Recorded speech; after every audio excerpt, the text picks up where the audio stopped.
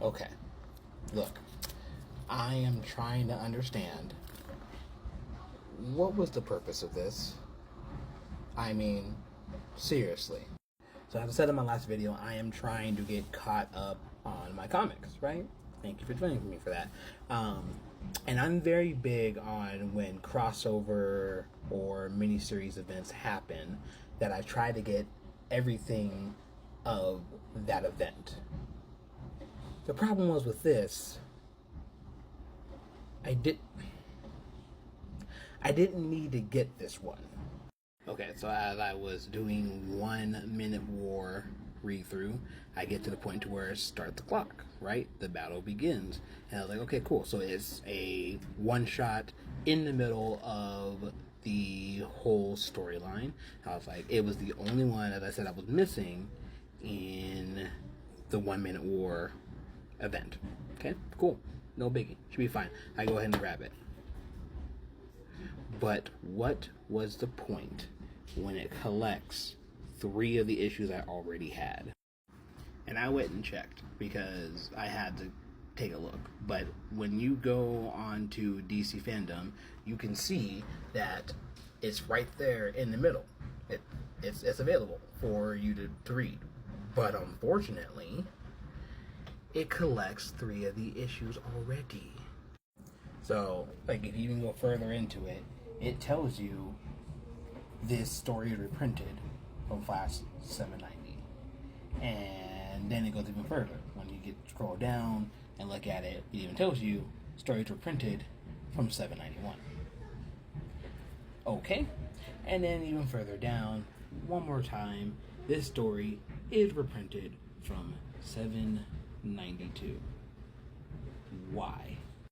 So I ask, what is the purpose of that? What is the reason to have a one-shot that collects 3 of the stories that are already part of the story? Why? Don't get me wrong. I get it. DC Fandom is a wiki page. Shouldn't take it to heart. All that good stuff. Most of the time, my checklists are pretty good when I look for them. But now I wasted money buying that, and I didn't need to. And I take collecting the crossovers pretty seriously. Like, how seriously? Let me show you this. Hold on. Here's my short box for War of the Realms, right? If you know what War of the Realms was, it was a Thor event that every Marvel hero got involved in because literally Malekith, the Dark Elf, literally attacked every one of the 9 realms, right?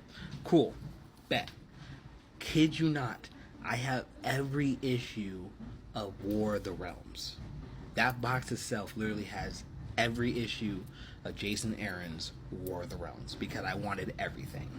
Like on my short boxes, I even have what they're labeled as. So, for example, it literally says Thor, including all of War of the Realms. Let me open this box for you. Okay, so open it up. Boom. Right? I have Thor, where I started collecting for Aaron. I wasn't really serious in collecting at that point, so I have like Jane Foster's appearance as Thor first. But beyond that, War of the Realms, right? So here is War of the Realms. I made this little card, and all that, all the way up to King Thor, is War of the Realms. But what makes War of the Realms so special is every issue was important, and not a single issue was a recap of issues you already had. And this is not a Marvel versus DC. They do their crossovers better. Like I'm not doing that argument right now. Don't get me into that. My issue specifically for 1 Minute War, start the clock. It wasn't necessary, and yet they said, oh, it's part of the event, and it's not. It wasn't. So it's unread. So overall, I did not need this book. I have it now. Cool, whatever. It's a nice little one shot. I've highlighted collecting all those issues on the back, and like, there's nothing new in this book. So that way, whoever gets my collection in the future will know there's nothing new. It's part of the event, but it's nothing new. Overall, though, I guess the good thing is I got a $70 comic for free for buying it, so that's cool. But events are already big enough as it is. Let's tighten up. The only reason why this book exists is to make money, and there was no need for it. Anyway, I gotta go. I gotta keep reading. I gotta keep getting caught up. So I'll catch you later. Peace.